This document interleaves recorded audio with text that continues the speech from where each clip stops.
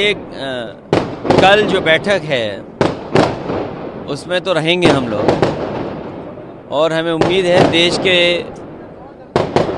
सभी नेता मिलकर के और खासकर इंडिया गठबंधन के जितने भी साथी हैं निर्णय लेंगे और आने वाले समय में भारतीय जनता पार्टी को कैसे हटाएं उस पर विचार जरूर होगा। मध्य प्रदेश में कांग्रेस और आपके बीच में समन्वय स्थापित नहीं हुआ, क्या लगता है 24 साल में तैयारी?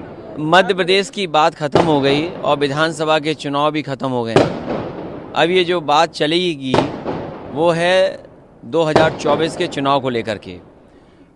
एनडीए हारे, इंडिया जीते, उसकी रणनीति में पीडीए कहीं न कहीं रहेगा।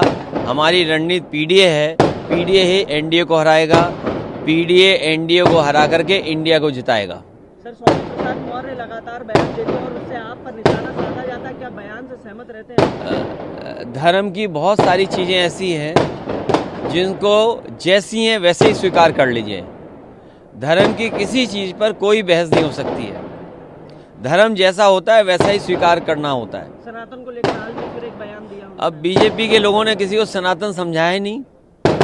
बीजेपी के लोगों को समझाना चाहिए। सनातन धर्म तो हम ही यही मानते हैं कि पेड़ को पूजो, हवा को पूजो, आग को पूजो, धरती को पूजो।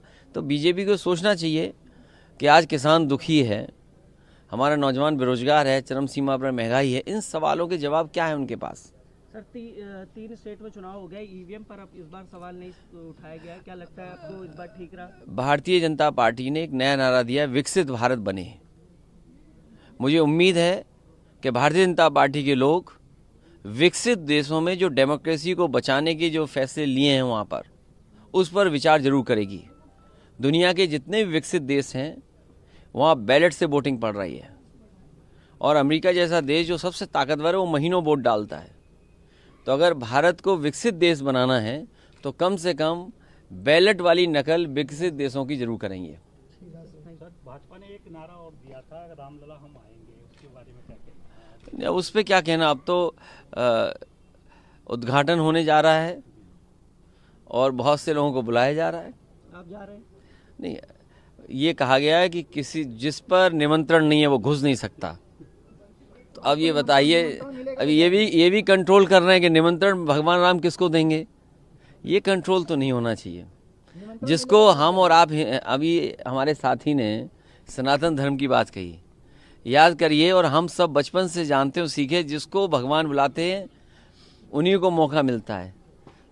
अब जब बुलाएंगे तो हम लोग जाएंगे। सर, अभी आया न्योता नहीं आया अभी तक? भाई उनके न्योता से हमारा न्योता क्या लेने देना? भगवान, आप और हम सनातनी नहीं हो, तुम बिल्कुल हो ना। फिर सनातन धर्म में क्या है कि भगवान का जब बुलावा आता है तो अपने आप चले जाते हैं, जब बुलावा आएगा तो जाएंगे।